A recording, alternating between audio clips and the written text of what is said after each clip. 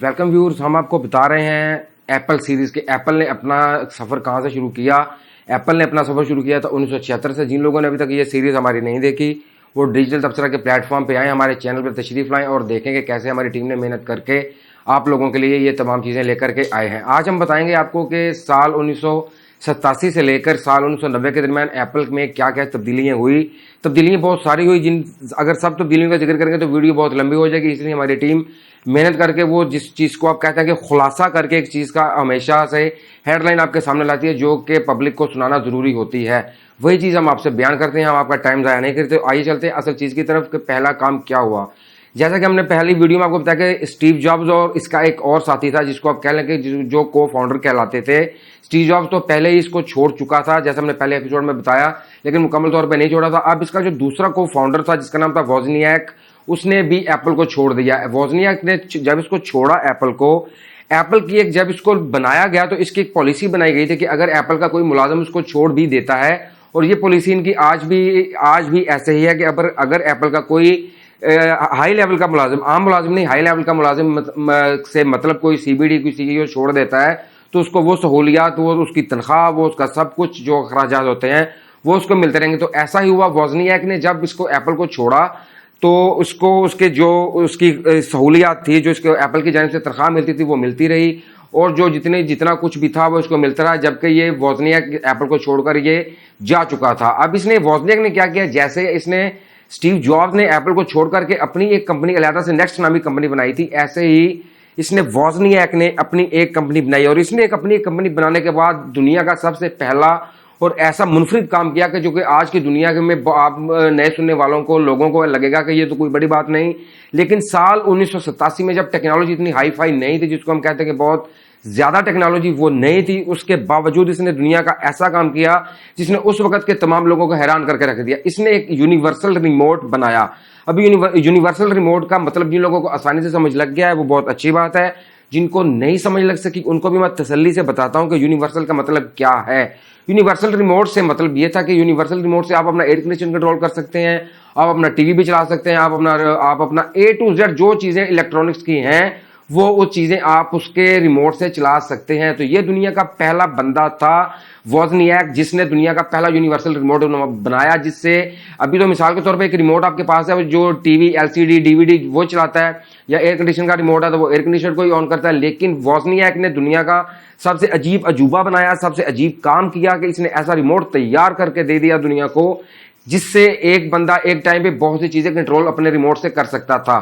उसके बाद एप्पल ने क्या किया, उसके थोड़े अरसे के बाद ही क्या हुआ कि जो स्टीव जॉब्स और ये वोजनियाक, ये दोनों ही एप्पल को छोड़ के चले गए। अभी एप्पल का आगे जाके क्या हुआ, कौन इसका सीईओ बना, कौन इसका सीबीडी बना, वो हम आपको आने वाली हिस्ट्री में बताएंगे कि आगे इसके साथ क्या क्या हुआ। लेकिन पहली दो तीन चीजें जो बड़ी बड़ी हुई 1987 और 87 से लेकर 90 तक, वो ये हुई कि वोजनियाक ने इसको छोड़ दिया, स्टीव जॉब्स ने इसको छोड़ दिया। उसके बाद एप्पल ने क्या किया, एप्पल ने अपना एप्पल 2 लॉन्च किया। इसके बाद इसने अपना एप्पल का नया कंप्यूटर लॉन्च किया जो कलरफुल था। ये एप्पल का पहला कलरफुल कंप्यूटर इन्होंने लॉन्च किया साल 1987 और 90 के दरमियान। ये थी इनकी पहली 3-4 बड़ी कामयाबियां, और कामयाबी इसको कह लेंगे, इसको कामयाबी इसलिए हाथ से कह लेंगे ये एप्पल की जानिब से पहला बनाया जाने वाला दुनिया का अपना कलरफुल कंप्यूटर था। ये थी वो चीजें जो साल 1987 से लेकर साल 1990 के दरमियान हुई। इसके बाद हम आपको बताते हैं जो सबसे बड़ी चीज हुई जिसकी वजह से आज एप्पल अपनी जगह पे मौजूद है। उसके अंदर एक बंदे का बहुत बड़ा किरदार है, अगर वो शख्स ये काम ना करता तो आज एप्पल जहां पे है, मेरे लिहाज से, मैं हमारी टीम की ने जो रिसर्च की, और आप सब लोग भी जब ये सुनेंगे तो आप सब भी इस चीज को एग्री करेंगे कि अगर ये चीज ना होती तो जहां पे आज एप्पल है वहां पे नहीं होता। तो क्या हुआ, सबसे पहले जो एप्पल ने GUI ग्राफिक यूजर इंटरफेस बनाया था। अभी ग्राफिक इंटरफेस यूजर का जो इंट्रोडक्शन है, जो इसकी पूरी तफसील है, वो हम अपनी पहली एपिसोड में बता चुके हैं। जिन लोगों ने वही नहीं देखी वो हमारे चैनल पे आए और वो देखें। लेकिन यहां भी मैं आपको हिंट देता चलूं कि यूजर इंटरफेस सिस्टम क्या चीज होती है, कि आज जो कंप्यूटर आप इस्तेमाल कर रहे हैं, कंप्यूटर की स्क्रीन आप इस्तेमाल कर रहे हैं, उसके ऊपर जो सामने आपके फोल्डर्स आते हैं कि फलां चीज हमारी फलां फोल्डर में पड़ी हुई है, फलां चीजें फलां फोल्डर में पड़ी हुई है। तो ये सब चीजें सबसे पहले इजाद की एप्पल ने। इससे पहले बिल गेट्स की जो विंडो सिस्टम था उसके अंदर क्या था कि ब्लैक स्क्रीन होती थी, ब्लैक स्क्रीन के ऊपर ही आपने जहां भी कंप्यूटर में अपने जिस सिस्टम के अंदर भी जाना है तो आपको लिख के जाना पड़ता था कि मुझे अब फलां चीज तक साइज चाहिए। अगर मिसाल के तौर पे आपने मीडिया प्लेयर में जाना है तो आपको ब्लैक स्क्रीन के ऊपर लिखना पड़ेगा कि मुझे मीडिया प्लेयर में जाना है। ये है साल 1987 से लेकर 90 की तक की स्टोरी। लेकिन इसके दरमियान जब JUI सिस्टम बन चुका था, GUI सिस्टम बन चुका था, ग्राफिक यूजर इंटरफेस सिस्टम बन चुका था, तो इसको बाद में क्या हुआ, इसको कॉपी किया बिल गेट्स ने, और इस चीज को बिल गेट्स ने माना कि मैंने इनको कॉपी किया है। यहां पे क्या हुआ, एप्पल ने केस कर दिया बिल गेट्स के ऊपर, इसकी कंपनी के ऊपर, माइक्रोसॉफ्ट के ऊपर, कि इन लोगों ने हमारा डेटा चुराया है, हमें कॉपी किया है, हमारे डिजाइन को कॉपी किया है, हमारी इजाजत के बगैर। कॉपीराइट का सिस्टम उस वक्त से ही राइज हो चुका था जिस वक्त से ये चीजें टेक्नोलॉजी की दुनिया में बननी शुरू हो चुकी थी।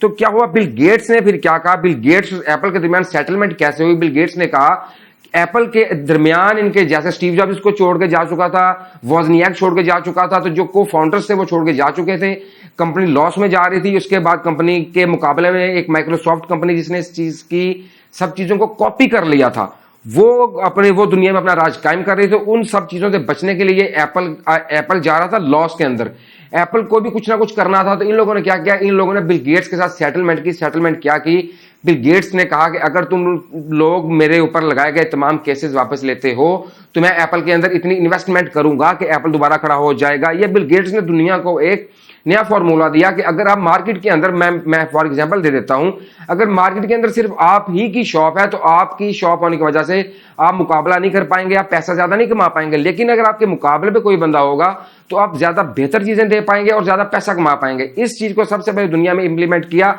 बिल गेट्स ने। उसने इनको पैसा दे के अपने केसेस खत्म करवाए, केसेस खत्म करवा के एप्पल को उसने बहुत सारी फंडिंग की, एप्पल को दोबारा खड़ा किया।